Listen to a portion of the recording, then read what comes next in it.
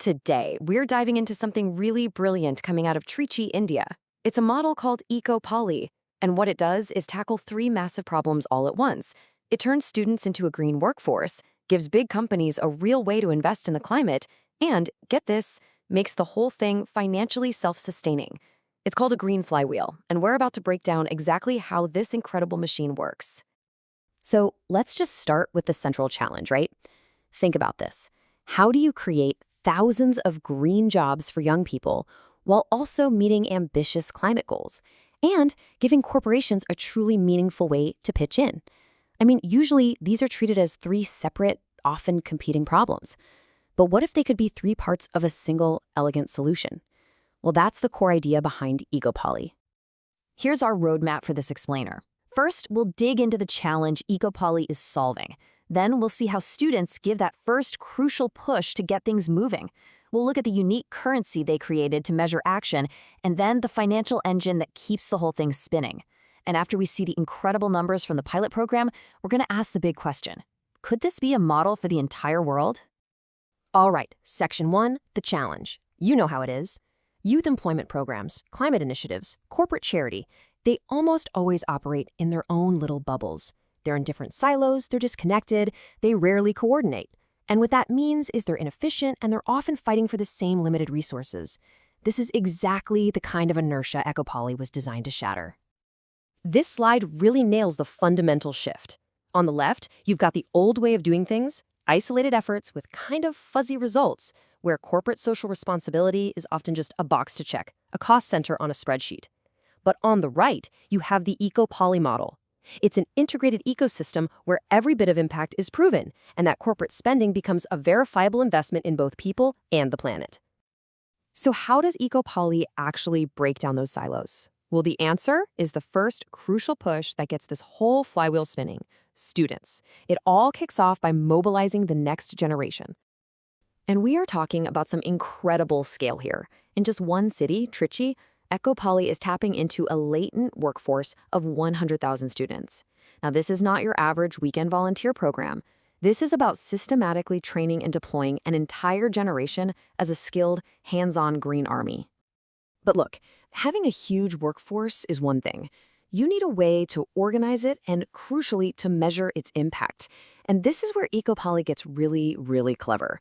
It created its own currency, a currency of action that turns every single student project into a verifiable and even tradable asset. This currency is called the Green Credit, or GC for short, and the genius is just how simple it is. One green credit represents exactly 1 kilogram of CO2 that's been offset through a verified action. That's it. There's no ambiguity, no fuzzy math. It's a direct, measurable unit of impact. What's really cool is that this system also creates a clear career path for the students. It's almost like a video game, you know? You start as an explorer, just learning the basics, then you level up to an auditor and an innovator by taking on bigger and bigger projects. The ultimate goal is to become a certified global leader, building real-world, marketable skills every single step of the way. So how do they actually earn these credits and level up? By doing real, tangible work on the ground. They start by auditing their own homes and local shops for energy waste. As they get more experience, they move on to auditing small businesses. They're also out there planting trees, setting up community compost projects, and even mentoring the newer students. Every single one of these actions is both a learning experience and an activity that generates real value. And the value of each of those actions is perfectly clear. Auditing your own home nets you 50 green credits. That's 50 kilos of CO2 offset right there. As you build your skills and take on a full corporate audit, that number jumps to 2,000 cc's. This transparency is absolutely key. Everyone in the system knows exactly what each task is worth. Okay, so a student-powered green army with its own currency is a fantastic idea. But is it financially sustainable? Who pays for all this? That brings us to the financial model, the engine that keeps this flywheel turning and growing on its own. First off, the system generates its own revenue. Things like small membership fees, charges for those larger corporate audits and training courses, all of it comes together to generate an estimated 7.45 crore rupees every year. For context, that's nearly $1 million US. This proves the operational side isn't a charity. It's a viable, self-sustaining business. But that's just the operational funding. The real fuel for the engine, the rocket fuel really, comes from corporations. You see, they need to meet their corporate social responsibility, or CSR goals. Ecopoly gives them a powerful, transparent new way to do exactly that by purchasing the green credits generated by all those students. And this is the absolute genius of the financial model. The value proposition for companies is incredibly simple and clean. 1 rupee of sponsorship buys 1 green credit. Let me say that again. 1 rupee spent equals 1 green credit earned.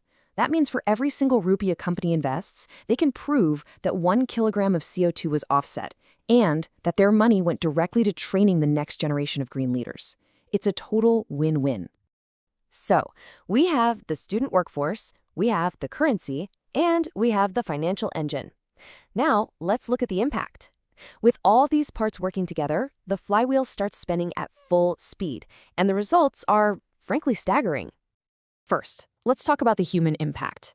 In just 3 years, in a single city, this program has produced over 112,000 skilled and verified eco-professionals.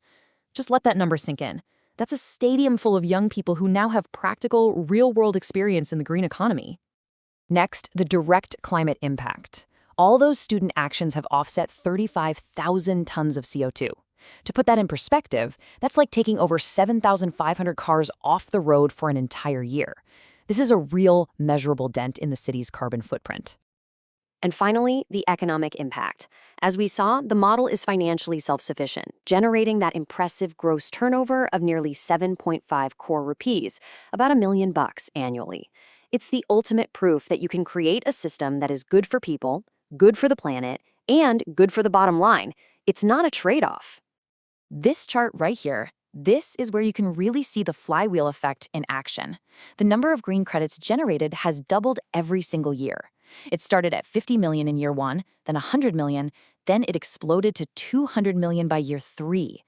This isn't just steady growth, it's exponential. The more students that join and the more companies that invest, the faster that wheel spins. Which brings us to the biggest question of all. I mean, the proof of concept in Trichy is undeniable. But is this just a one-off success story, or is it a blueprint that could be used all around the world?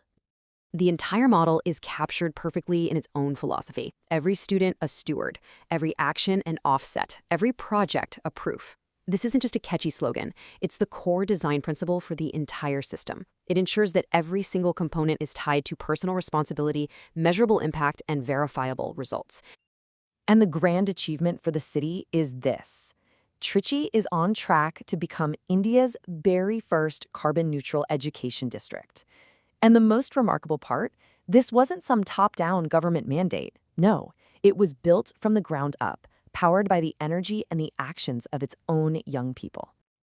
And so we end with a final and I think very powerful question.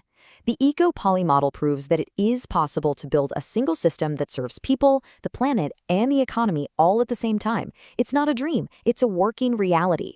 So if one city in India has figured out how to build this green flywheel, what's stopping every city in the world from building one too?